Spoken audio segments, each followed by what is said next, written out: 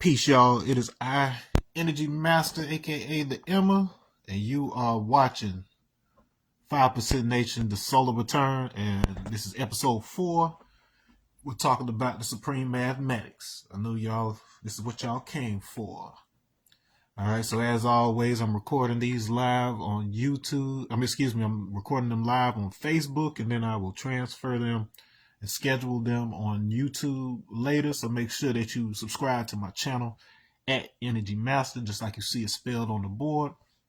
And if you don't already have a copy of The Leopard in the Mirror, Canticle of the Mutant Guardian, that is on Amazon. There's several other videos on my YouTube channel that expound on some of the concepts. And one of the most important concepts that is essential to the structure of the entire narrative is the Supreme Mathematics. All right, so I've got less than an hour to get you acclimated to this. Don't worry, it will come up throughout the entire course of this lecture series because it is the foundation. It is, like we said in what we teach, it is it's the key, it's the thing that allows us to understand man's relationship with the universe, right?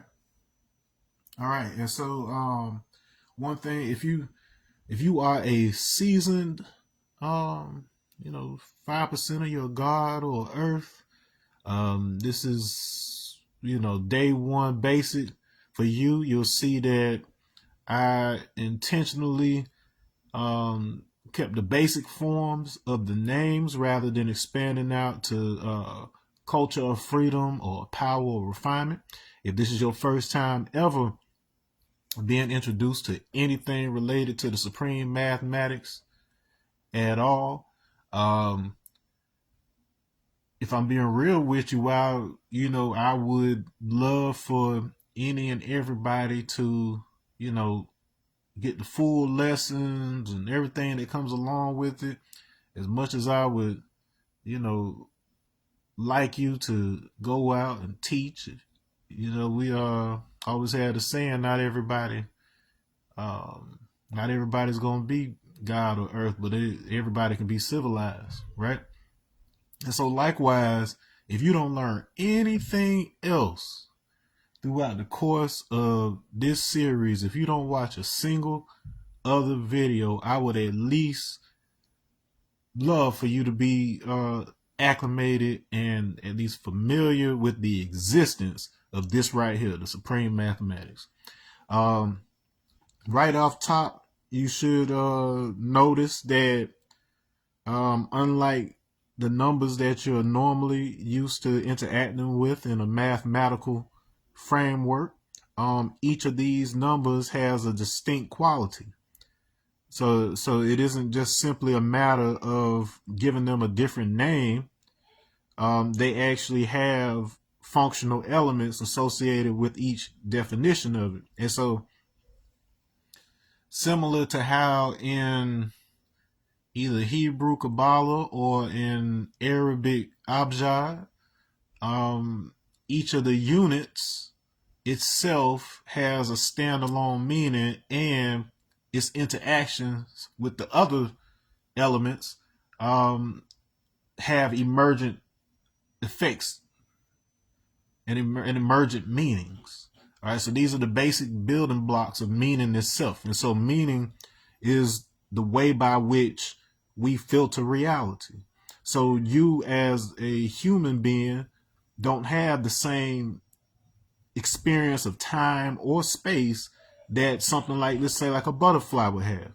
You probably have an experience most similar to what a dog would have because its anatomy is closer to yours than a butterfly's is.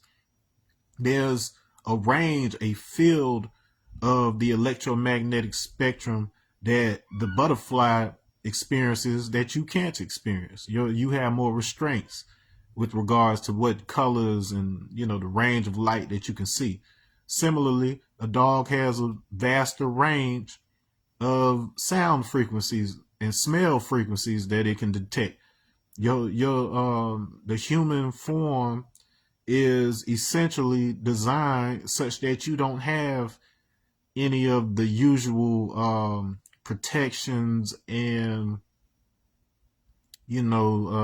evolutionary advantages that, larger beasts or things that are equipped with sharp fangs and claws and fur to keep them warm in the winter.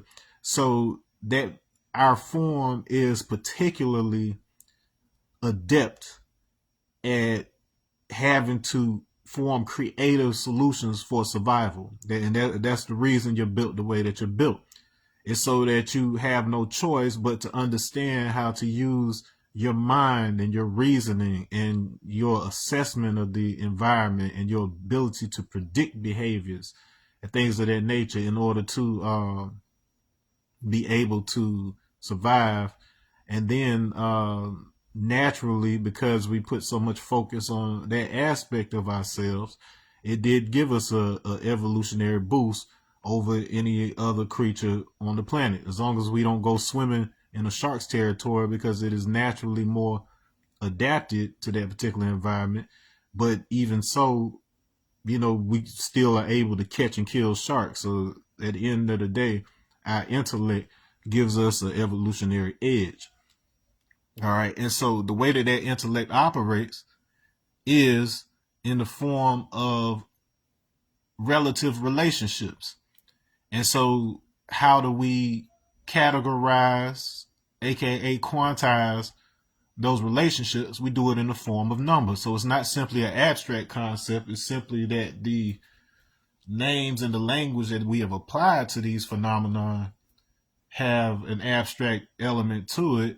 But when the abstract elements of our language are attuned such that they more closely resonate with the qualities of the mathematical objects, it gives us the ability to use that math in a way that bridges the gap between what is abstract in the mind and what is physical in our experience.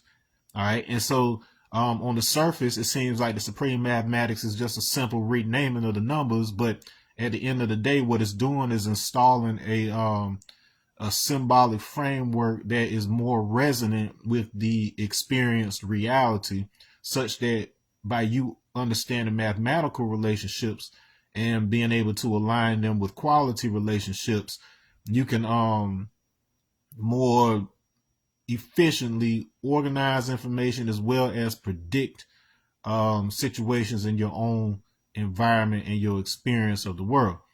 All right, so let's go ahead and get right into it.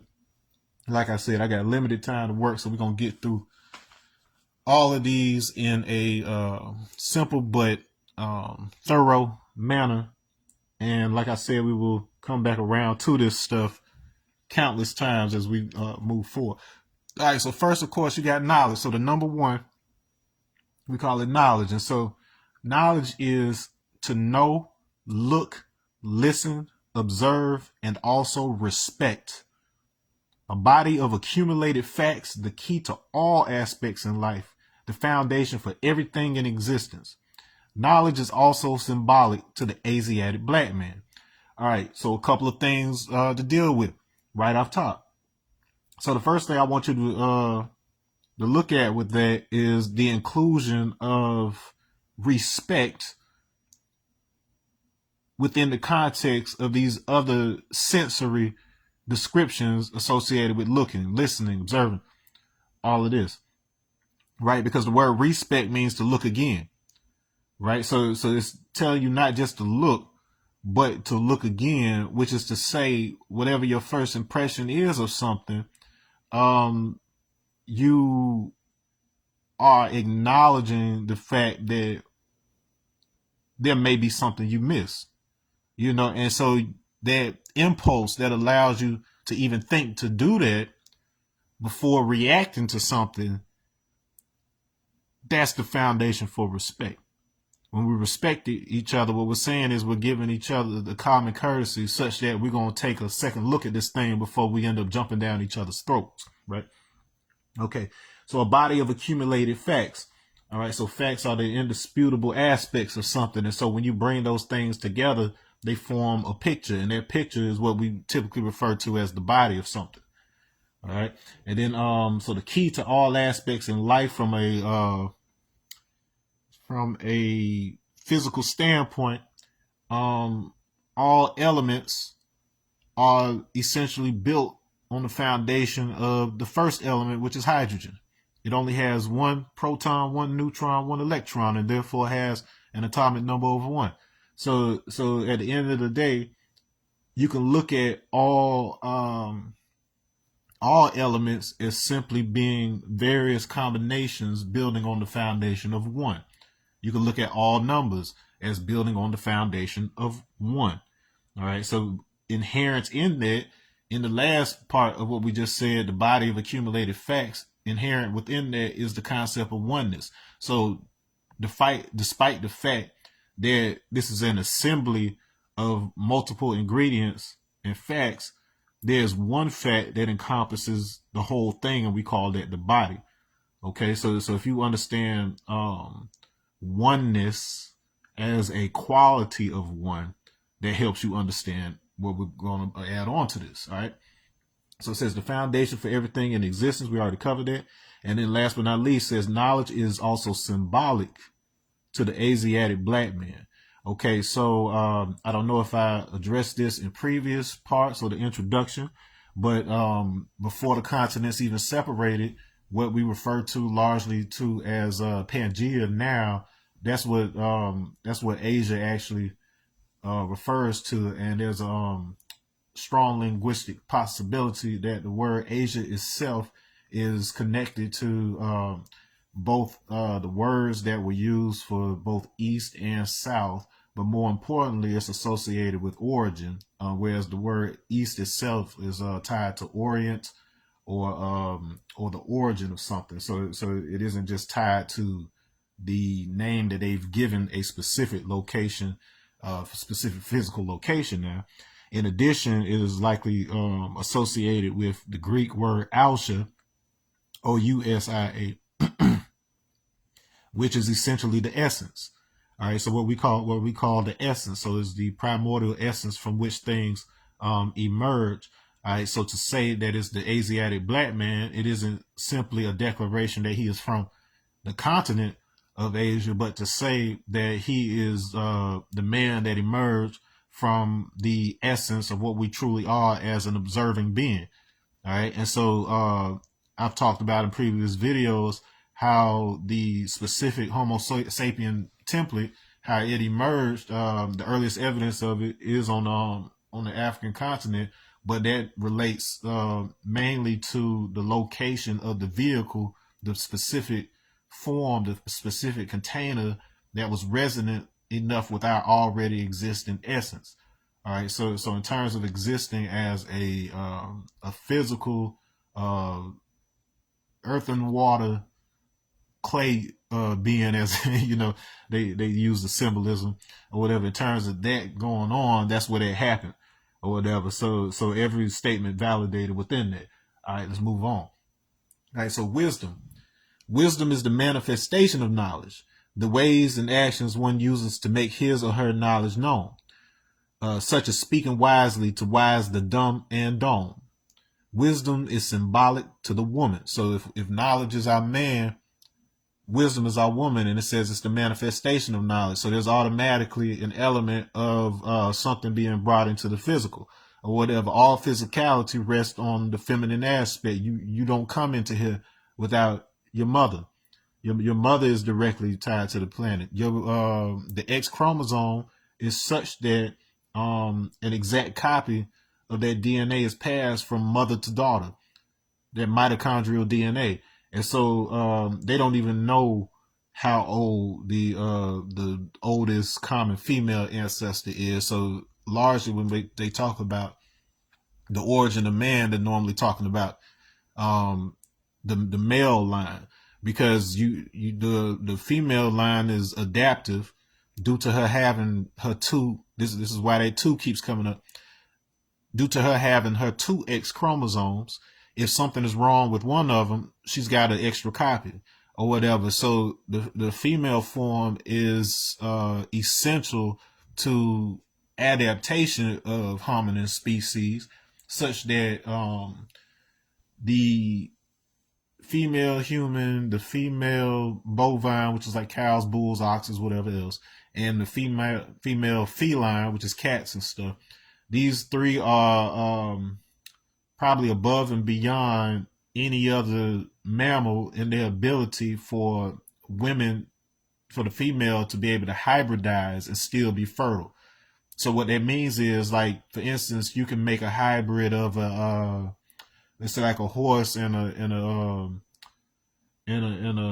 was it horse and donkey to make a mule? I forget which one it is. I think that's it, horse and donkey to make a mule. But then the mule, it can't have babies. Well, in the case of humans, bovines, and felines, the female DNA is adaptive such that whereas males may not be fertile, you have a higher likelihood of the females being able to be fertile. So when you had different types of humans, like you had the early Homo sapiens, you had Denisovans, Neanderthals, all of that, or whatever. It was easier for humans to be able to hybridize in that way. Where the masculine comes in is that the Y haplogroup is what stabilizes something into a specific species, so that it doesn't necessarily change into anything else. So that can only happen in the isolation of those humans who were located on the African continent at that time, because Neanderthal lines and other hominins, they could not travel far enough south to be able to enter into the continent. Like, in addition to them being adapted to the northern climates, they also didn't have immune systems that could that were compatible with those specific microbes and things that were located on the African continent itself. So we had a lot of natural protections to the integrity of the Homo sapiens species as a result. Whereas all of the lineages that were outside of Africa, that were essentially north of the northern half of the Arabian Peninsula and beyond that, or whatever, they all had some level of mixing with Neanderthal in order to get certain adaptations that echo ones that we arrived at anyway on the African continent, but they took different pathways to get there. And so while these things may appear similar in form on the surface, they took different paths of mutation in order to get to the final template that is inherent in all of us due to having a common male ancestor. All right. And so it goes on to say the ways and actions one uses to make his or her knowledge known. So remember, the knowledge was the observation, and it's more of an internal thing that's happening. And so wisdom is how we manifest that. And it says that is done through our ways, our actions, and speaking wisely to wise the dumb and dumb. All right, so your ways, actions, and your speech are what we mean when we say wisdom. So in a way, you could bridge that to the concept of experience, whereas you can know something, but you've actually got to put it into action in order to experience it, and you have to manifest it into a physical form for somebody else to experience it. All right. And so of course, when we say the dumb, there's those who can't speak. When we say the dome, we're talking about the head. You can extend that to other concepts related to the dome, but at the end of the day, the most you would need to know right at this moment is in reference to the dome being the head. So to wise the dome is to gain experience, mental experience, and to be able to transmit said experience. And then finally, of course, it says wisdom is symbolic to the woman. All right, and so we've kind of broken down how that number 2 applies to the manifestation, the physical aspect of man or whatever. So you have a mental aspect and you have a physical aspect, and that physical aspect is facilitated by the assembly that has to do with the feminine aspect. And assemble what? Understanding. Okay, so understanding is 3. So understanding is the mental picture one draws of knowledge and wisdom to see things for what they are, not what they seem to be. Understanding is also symbolic of the child. All right, so it's highly intuitive. So you can already see how intuitive the supreme mathematics are as an internal system right off the top, with knowledge, wisdom, and understanding. 1 plus 2 equals 3. Knowledge plus wisdom equals understanding. Man plus woman equals baby. And it creates the child. And then it's important to also distinguish the physical manifestation of man, woman, and child from the concept of man, woman, and child. While the physical aspect of that is rooted in the archetypal aspect. The archetypal aspect is not dependent on the physical or whatever. Even if the physical was not there, the concept would still exist. And such, these relationships exist on the numerical level, which is why 1 plus 2 equals 3 aligns with the concept of man plus woman equals child. All right. The child here is being described as a mental picture. Mental picture is image. So the child aspect in terms of, like the Bible or whatever else is, of course, what we associate with Christ. All right. And so the Christ aspect is considered it's called the Logos, which basically means word, the word of God. And it is described as the icon, EIKON, which means image. So that's what it's talking about. It's talking about the mental picture. It is the icon is considered the template from which all other physical forms are manifested. All right. And so it is the translator from the math, which is the arithmos, which is the essentially Allah, which is the parameters, the immutable rules and constraints of the universe, and then it translates into physical matter, applies those constraints to the substance of the physical realm in order to create individualized forms that are expressions of that original math. All right. So the Father is expressed through the child. All right. And then that's done in the form of image. The image that you project onto the surface of you is a projection of the information that's contained in the core of you. We know this as a fact through the concept of DNA. The DNA that's at the center of all your cells is coming together like the images of a rainbow. Like when the sun shines through drops of water in the clouds or whatever, every single one of those drops has the same properties because they're all water. And that water has a specific refractive index, which means that it bends light at a very specific angle. And that angle is what causes it to form rainbows. So when you're seeing a big single rainbow, what that really is the holographic combination of billions of little rainbows that are so similar that they just combine into one big picture. All right. And that in a nutshell explains most of the universe. But that's what we're talking about when we're talking about the child archetype. It is the manifestation of that information from the source into the physical realm such that you can see an aspect or representation of the source through what's physical and verifiable in front of you. All right. Okay, so this is the mental picture drawn from knowledge and wisdom. So knowledge is that observation, it's that information, and then wisdom is the manifestation. That's what we just explained. All right, and then it allows you to see things for what they are, not what they seem to be. So you can have you can come up with whatever image or symbolism that you want for something, but then what we're saying here is that you've got something to the effect of cymatic alignment between what the information is and how it manifests in the physical realm.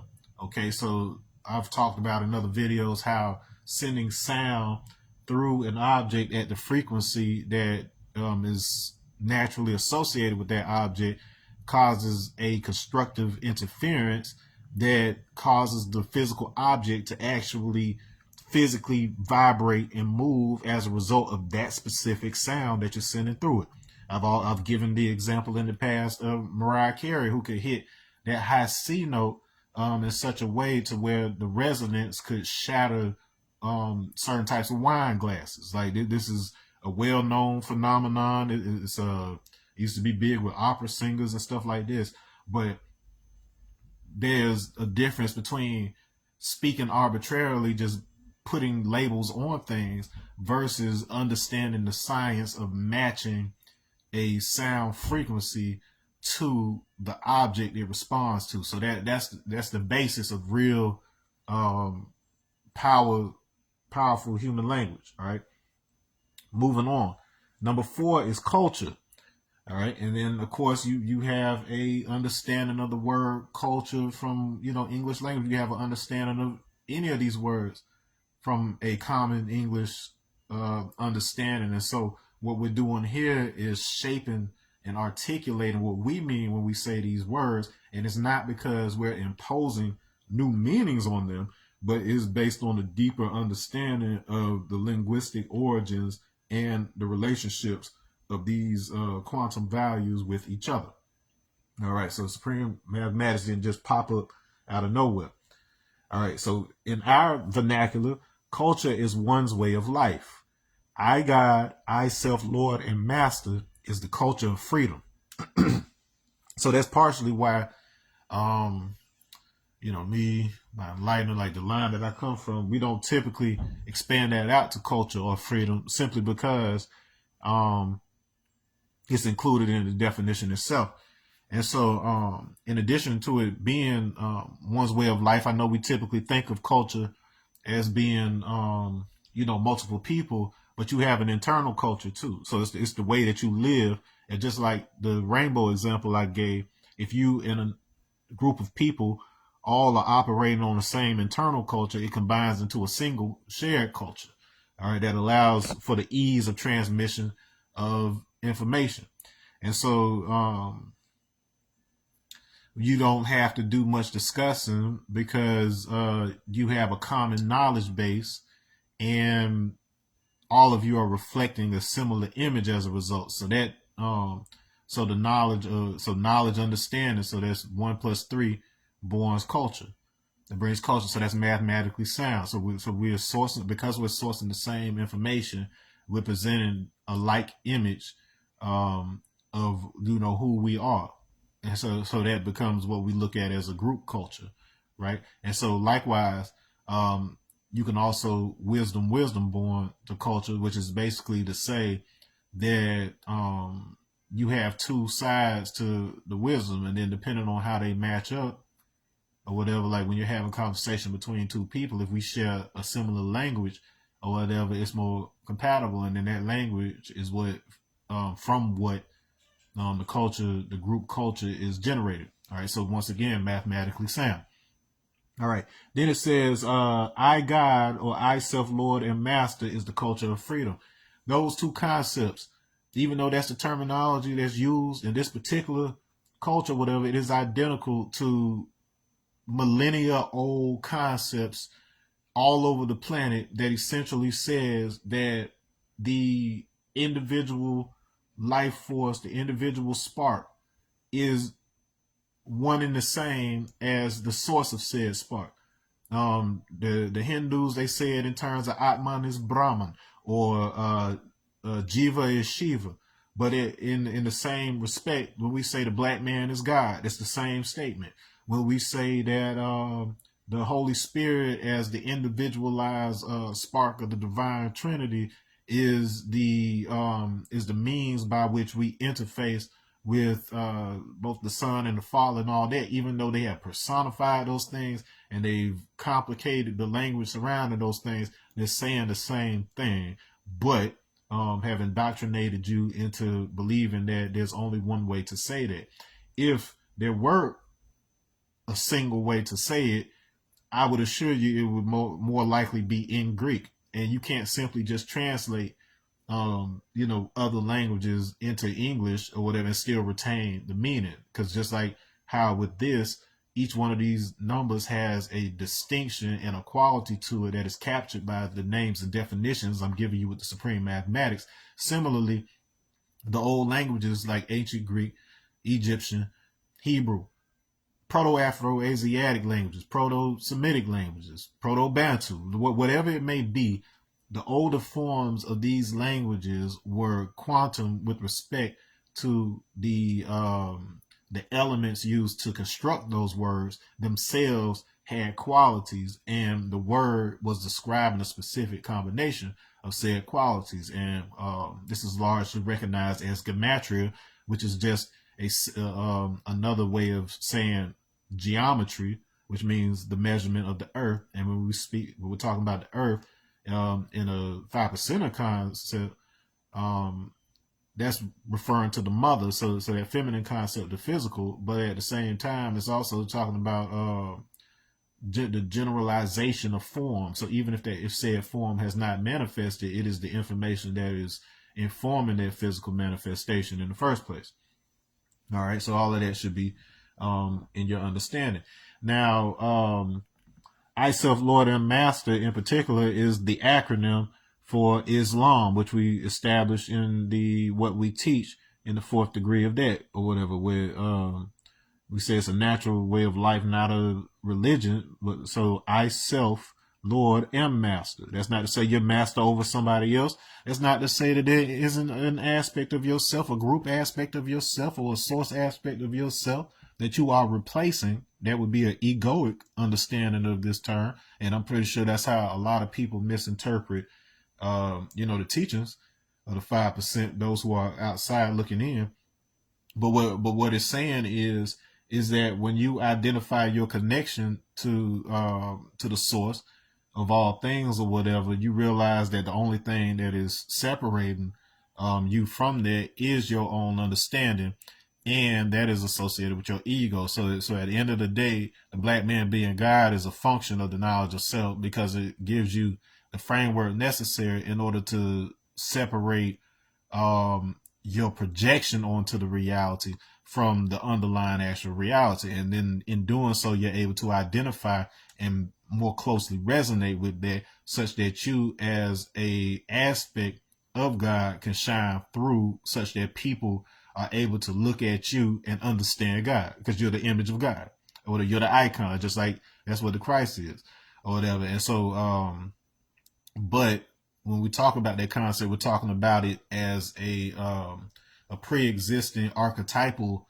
function, even before it comes into the physical. And then, Christianity just basically did the same thing that has happened with other such concepts, whereas a state, for instance, when we hear the word state, we think of like a physical location with certain boundaries, like Georgia or Florida.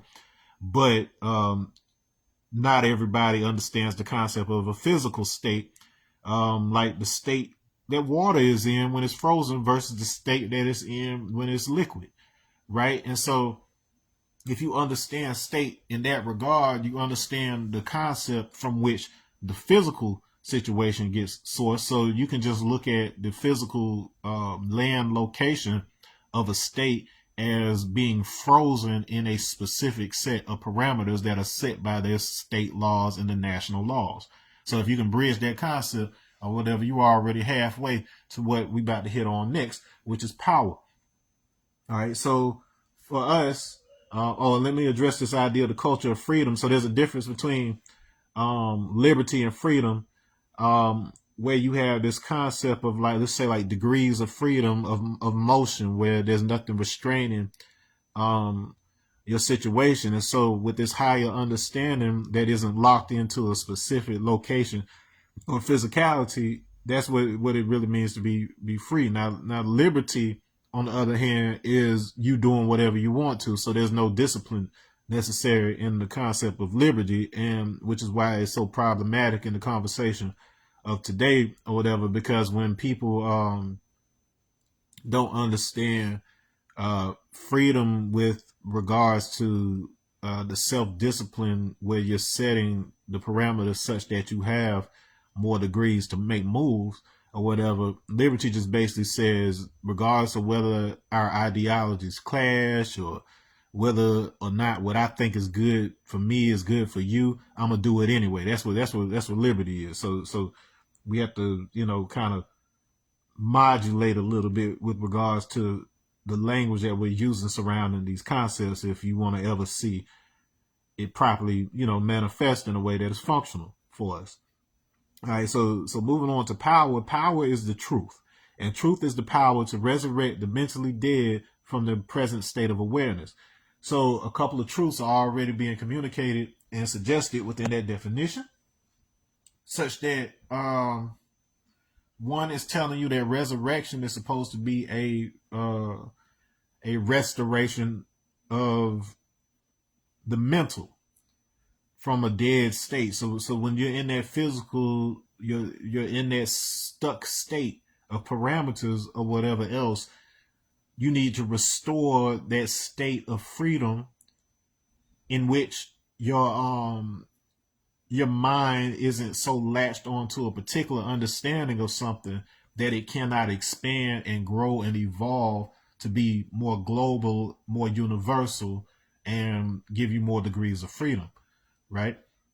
And so to be dead is essentially just being stuck in one way of being. And when that manifests as a physical projection of that state or whatever, that's what we associate with physical death.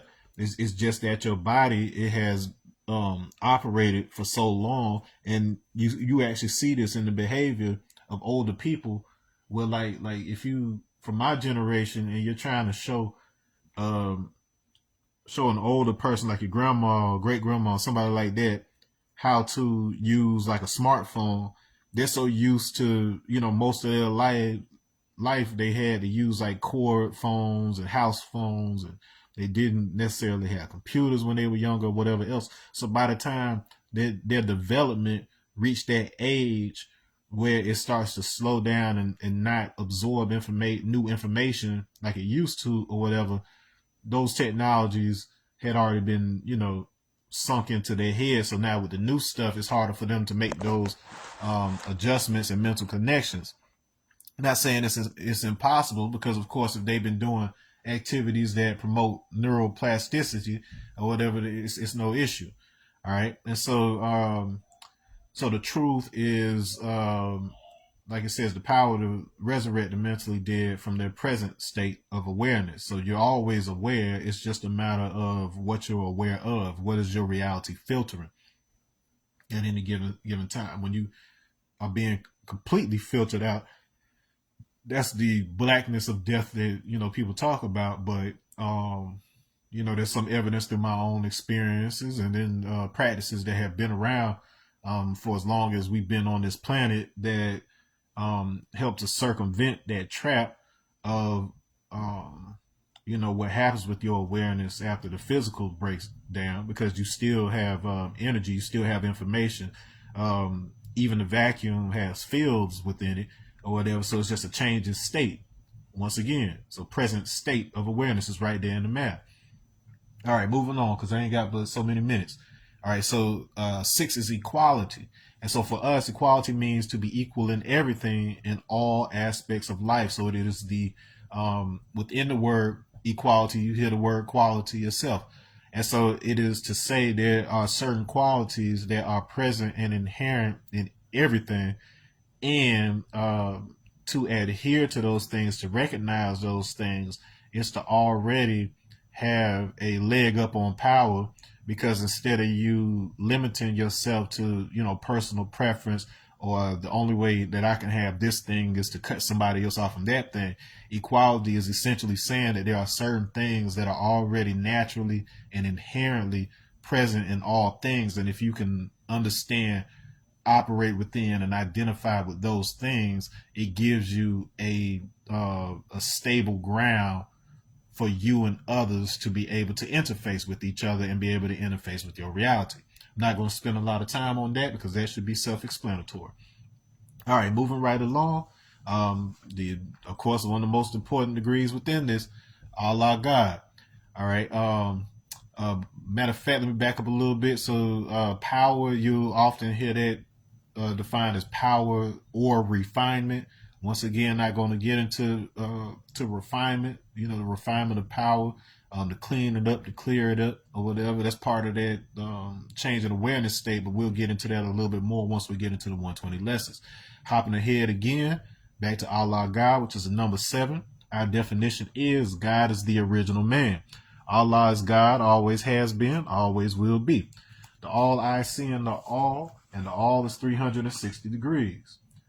God is a wise man's equality. This is to build or destroy. Now let me go ahead and break that down for you. Okay, so I did an entire lecture series with respect to the etymology behind the word God as you know it and how that manifests into, other concepts of it. But with respects to this, let's check those statements. So it says God is the original man.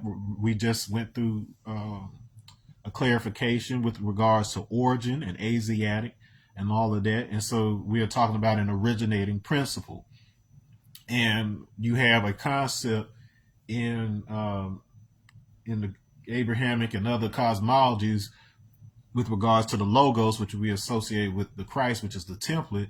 And so you have within that something called sub logos, which is to say that there's not a hierarchy with regards to rank, but to say that you have representatives of each level of function. So whereas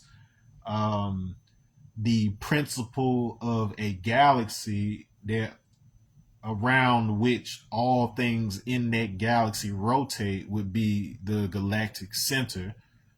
Sometimes we call it the galactic sun. In the case of our galaxy, there's a black hole at the center of it.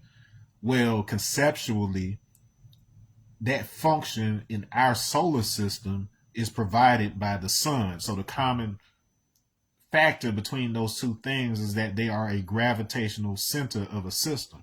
And so with respect to humanity, the concept of a human is centered because of the reasons that I mentioned earlier in this video or whatever. It's centered around the black man. That's not trying to put him above or beyond anybody else. Is to say that with respects to the conversation of the hominin form in the first place or whatever, it is in constant fluctuation until you have a male haplogroup that provides the stability for that particular species to have a standard. And that standard for Homo sapien was established on the African continent. So yes, the whoever the mother of said original man was is extremely important for for being the portal through which he was able to enter. They will continue to fluctuate and mutate in very different ways had there not been that stability marker. Now, as we moved about the planet or whatever, there were adaptations and some mutations that caused the emergence of what we associate with different races now. But the baseline template of even what they are comes from that original man. All right. And so in that regard, the black man is a sub logos of our solar system's central concept, which is the sun, which is itself a sub logos of the galactic center, and so on and so forth. So if you understand it like that, as the anchor of the masculine aspect, as far as humans are concerned, or whatever, God for us is that central concept of the black man. But in addition to that, if you look at the etymology of God as you know it, not what you've come to mean it, but the actual word itself and the actual accepted meaning of it, it comes from, as I've said in the past, that which is invoked, which is to say that which is called or summoned in. And then it is also to purify or make a libation, which is to say to clarify, to refine, like I just said with power.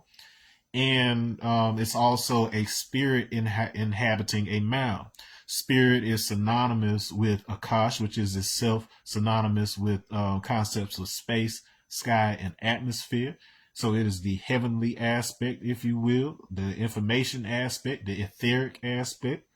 All right, and then the mound is physicality. So it's simply describing the act of a specific spiritual principle, an information principle, entering a physical form or whatever, and that's exactly what you are as the child aspect. So you are the understanding or child that emerges when with knowledge and wisdom come together. That's all they're saying. All right, and so and that's the actual accepted Proto-Indo-European breakdown of the word, and I'm just expounding upon it by giving you more context. All right, so the next statement, it says Allah is God, always has been, always will be. We established already that Allah is arm, leg, arm, head. So there is the particular information that we're associating here is the fivefold geometry that is associated with your specific body type and the distribution of ratios within it. The logos is explicitly described in Paul's letters describing the cosmological aspects of the Christ. As with regards to that template, it also associates logos with ratio and everything else. So the part of you that is directly associated with the image of God is that those ratios that are associated with your fivefold arm, leg, arm, head form. So with that regard, that which is being that which is being invoked or called or summoned into the physical form is that mathematics of Allah in that regard. All right, so sufficient for me is Allah to say Allah is my computer, is my accountant, which is to say I know I am God because I have the same math as he does. I am that image being projected into the physical form of my clay body. All right. It goes on to say here I got less than 10 minutes, y'all. I'm gonna get through it. All right, it goes on to say the all eye seeing the all, and all is 360 degrees. Note that I said all eye seeing, not all seeing eye.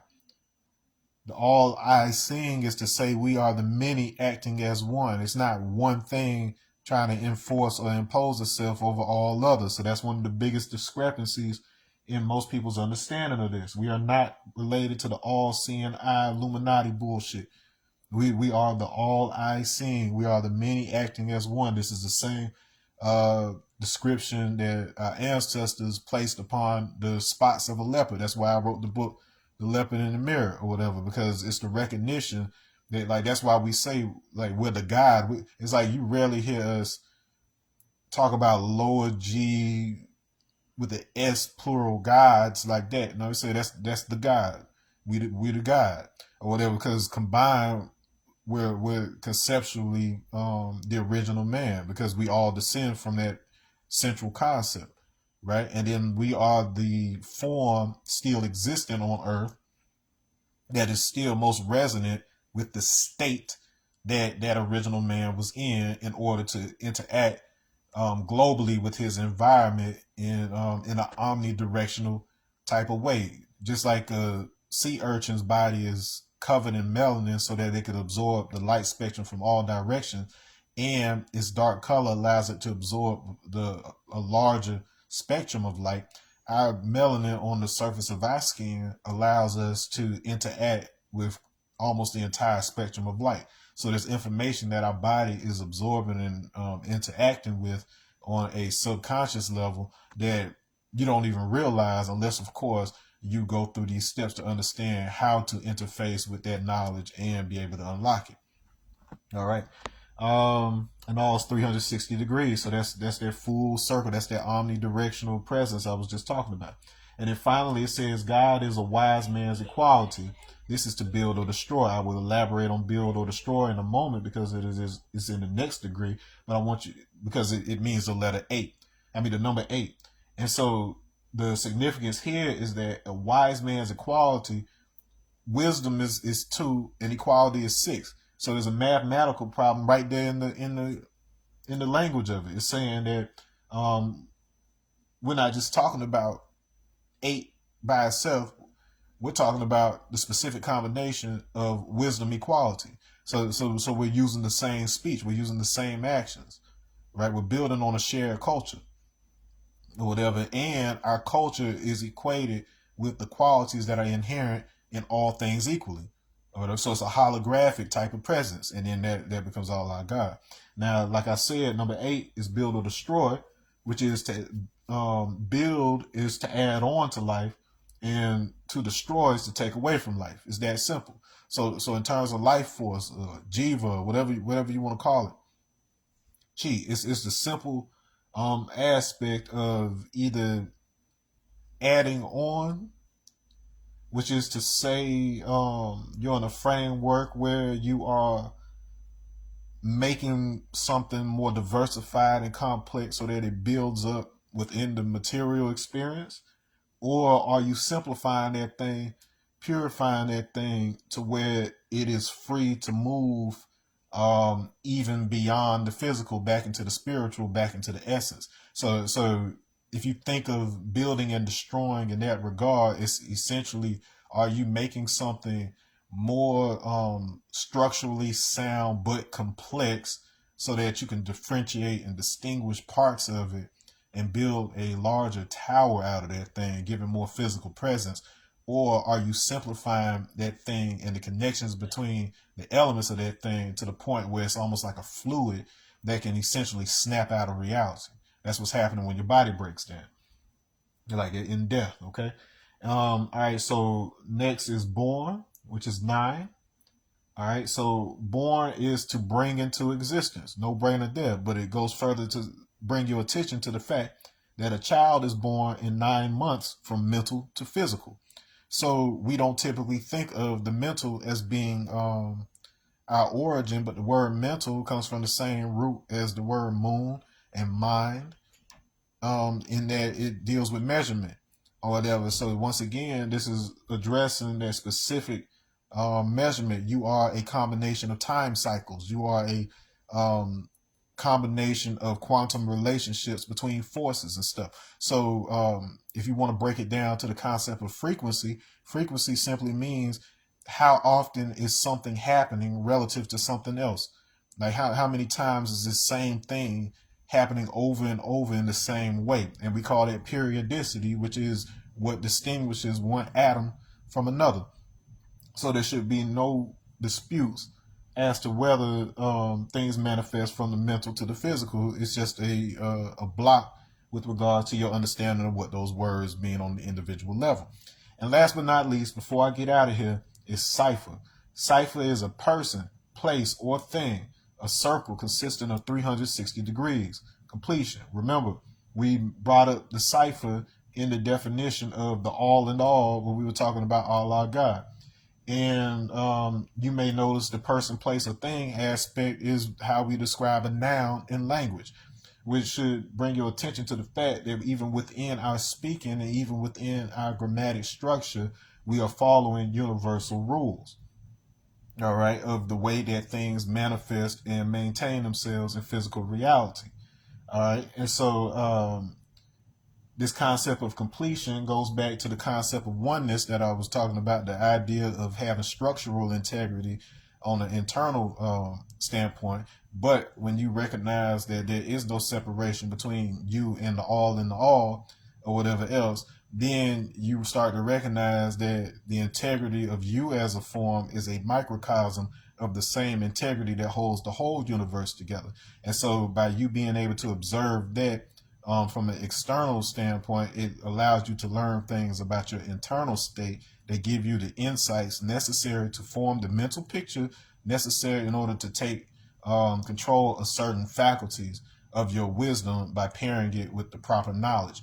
In a Hindu context, they refer to that as something close to the concepts of like tantra, or the bringing together of the mantra, the sound, with the yantra, which is the form, the device, the thought form that is associated with that sound, which in turn becomes the cymatic relationships I described earlier. So as you can see, the supreme mathematics are more than what they seem on the surface, and by bringing these together and learning them in a holographic kind of way, in the way that you piece together things in your normal arithmetic, it begins to shape the mind and the way that it operates in a way that allows you to have those degrees of freedom. And on that note, I will see you next time. I'm about to go ahead and get out of here, and we'll be talking about I think we get into the history of Allah next, if I recall correctly. But go ahead, like, share, subscribe. I'll see you in a minute. Peace.